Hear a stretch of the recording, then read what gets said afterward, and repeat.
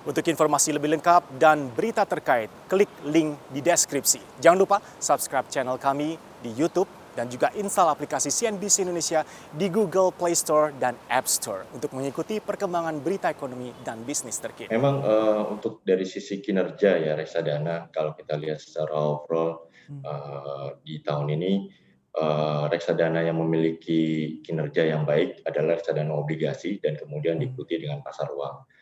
Ya. Untuk reksadana saham memang masih terkoreksi ya kalau di sepanjang tahun sekitar minus 23% secara overall untuk AUM reksadana.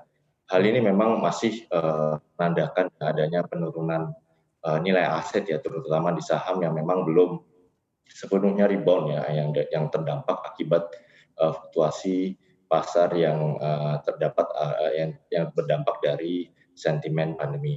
Sedangkan untuk obligasi kita bisa lihat memang mengalami kenaikan AUM ya sepanjang tahun kurang lebih sekitar saat ini di level 125 triliun atau naik hampir 3% walaupun jumlah unitnya mengalami penurunan. Jadi kita bisa lihat bahwa untuk reksadana obligasi memang mengalami peningkatan dikarenakan karena membaiknya harga dari aset obligasi.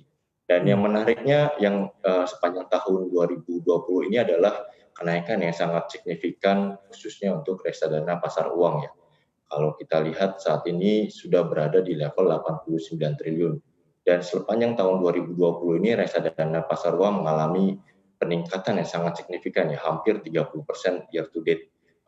Dan juga mengalami kenaikan jumlah unit. Jadi bukan hanya dari sisi AUM, tapi jumlah unit untuk reksadana pasar uang juga mengalami peningkatan yang sangat signifikan. Ini menandakan bahwa beberapa banyaknya investor reksadana mengalihkan porsinya dari aset yang memiliki risiko yang tinggi ke aset yang memiliki risiko yang rendah. Tapi memang kami berharap bahwa investasi untuk di setiap jenis aset kelas yang ada saat ini harus memang disesuaikan ya dengan risiko risk profile dan juga tujuan investasi baik itu sedang, rendah maupun jangka panjang.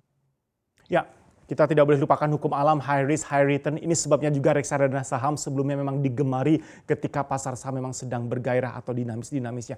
Ini negatifnya pasar saham, kemudian low performnya reksadana saham ini kira-kira secara timeline bisakah Anda proyeksikan Pak? Nanti kapan kira-kira reboundnya bisa kita harapkan untuk reksadana berbasis saham sekaligus pasar sahamnya bisa kembali bangkit? Karena kalau kita lihat ini kan beberapa pekan terakhir perdagangan rally IHSG kita juga terus berlanjut ditambah dengan capital inflow yang masuk ke pasar saham kita juga.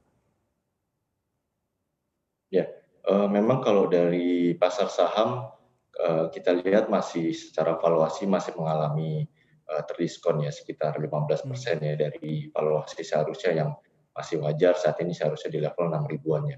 Sebelum Ya. memperhitungkan pertumbuhan di kemudian hari ditambah dengan earning perusahaan di tahun ini diperkirakan juga secara rata juga mengalami penurunan 30 sampai 35% di tahun ini atau bisa kita sebut sebagai under value.